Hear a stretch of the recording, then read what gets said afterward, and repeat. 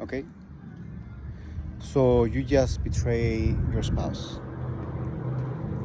What's next?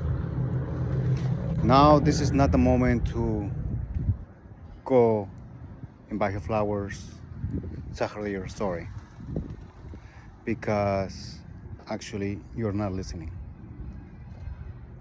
Buying her flowers, taking her on the dates, you are not listening.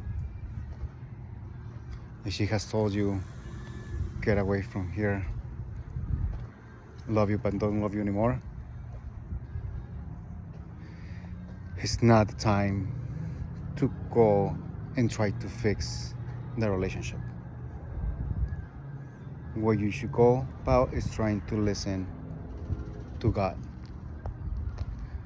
Listen to God through what she has said to you. Because you have not been listening this whole time. You have not been listening to God. You have not been listening to her. So don't pretend that you know what you have done. This is the moment to go into yourself and see where have you been hurting. Why is it that things that happen, what led you to go there? Go find that wound that make you hurt somebody else. Not intentionally most of the times, even though if you, for example, if you actually betrayed it with infidelity with somebody else, you say, well, I knew that 100% that was I doing it or did it consciously. But actually, that part, you're not even aware of why you did it in the first place. Because it could have been that you felt not enough. You felt like no matter what you did, you were not going to make her happy. You tried to push her away. And then you knew that the only way that it will for sure push her away was going to be by betraying. But you're not even aware that that's what you were doing. That you actually were loving. As pathetic that might sound, you were probably even trying to love her by saying unconsciously, like, I need to push you away because no matter what I do, I'm not enough for you. So that's why I'm saying don't go to the routine, what the world tells you, what you see in movies and big gestures and boombox outside and you got me at, I don't even remember the phrase right now. You got me a hello. So that's why it is important to take a pause and listen to the music. Take a pause and listen to God. That is going to be guiding you, that is going to be trying to guide this dance of marriage. But you have been so blind, deaf, to not listen, not see what was happening, what we were doing, because you have eyes but don't see, ears that do not hear. Because you saw your spouse destroyed, miserable, and you couldn't figure out what was happening. You always thought like, okay, if only this, she will see my point of view that I'm trying my best. But you were not even knowing that you're actually hurting yourself. And by hurting yourself, you're hurting your spouse. So now is the time to take a break and wait, and to hopefully you get a chance and opportunity to go deep within yourself to see what is God trying to teach you. And yes, it is in case you are the one that is causing the fault. Hopefully you do see it, all the areas where you were at fault, even in the areas where the other person was at fault. See what led it to be in that situation. Maybe the other person yelled and hit at you or something, Do not victim blaming. Again, that's not my purpose. But seeing like, okay, you know what, how I drove this relationship to get to that point. Because this relationship, you have 50% in it.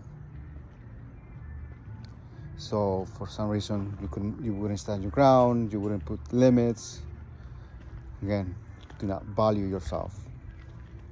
And then you just let it go, and then you explode, you revenge, remorse into this situation. So what's the first steps is see how you were on the wrong, but go deep within it. Have patience, give it up to God, but now there becomes the process of looking into you. Leave it up to God, and be patient.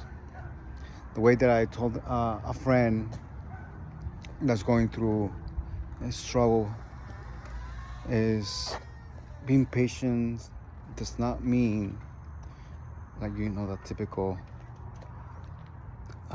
it's like watching paint dry. Like being patient and then giving it up to God is you paint the wall and then you move on, you know, you do something else, fix something else within the house, something that is leaking. But if you're saying, oh, I'm gonna be working patience and I'm gonna try to look into the paint to dry, yeah, that's going to be exhausting. And one thing that my friend says, like, okay, yeah, but this analogy does not work because like the pain would not go out dancing, the pain would not go out betraying you, the pain would not go do that stuff, the pain is there if you can actually leave and leave it up to there. And that's precisely the whole point of leaving it up to God. And is that you're not, the idea that you're looking into the pain is that you have that control. You want to see it. You want to make sure this is not happening. I want to make sure she's not doing anything inappropriate. And then you cannot control anybody else. You have to let the other person be free. And honestly be free in order for that person to come back to you.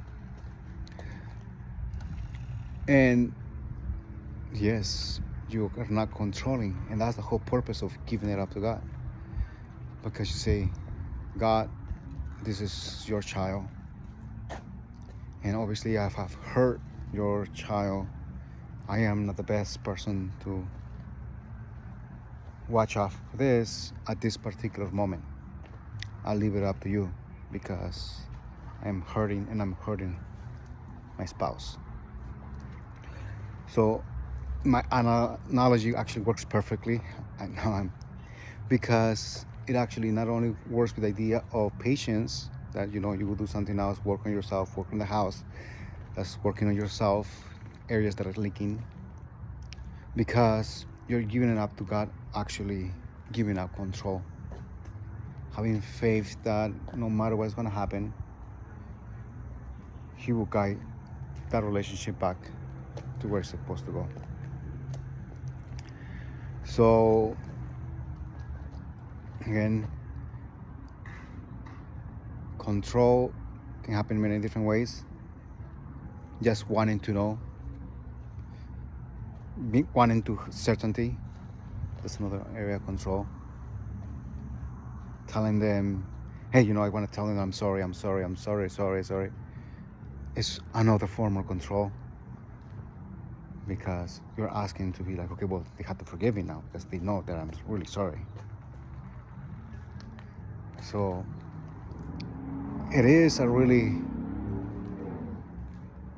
difficult, at the same time easy process, because the easy process is giving and letting, giving up to God, right? Simple. What makes it really hard, complicated, and grueling is that the sanctification that God is trying to do within your heart. Just asking you, give it back to me. Don't control it. Give up this idol that you created within your marriage. That is the marriage that's going to make you happy. when God is the one that is making you happy. Going to church, praying to Him so obsessively for your spouse, you're losing sleep, depression, and this guy's like, I'm here for you. I'm here for you. Yes, I will take care of the other person, but I'm here for you. I see your pain, but there is some deeper wounds that you need to get healed, and I'm here for you. So yes, go up to God, go to church, go to confessions, but for the purpose of encountering God in there, for encountering that relationship that you're having with Him, those prayers to illuminate you, where it is not that repetition, it is the Our Father. What does that even mean at this particular time?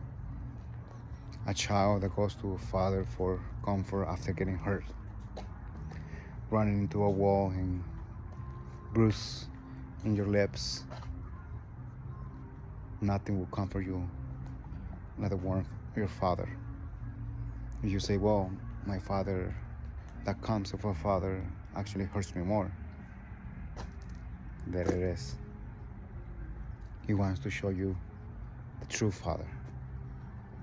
A father that will be there for you the proper way.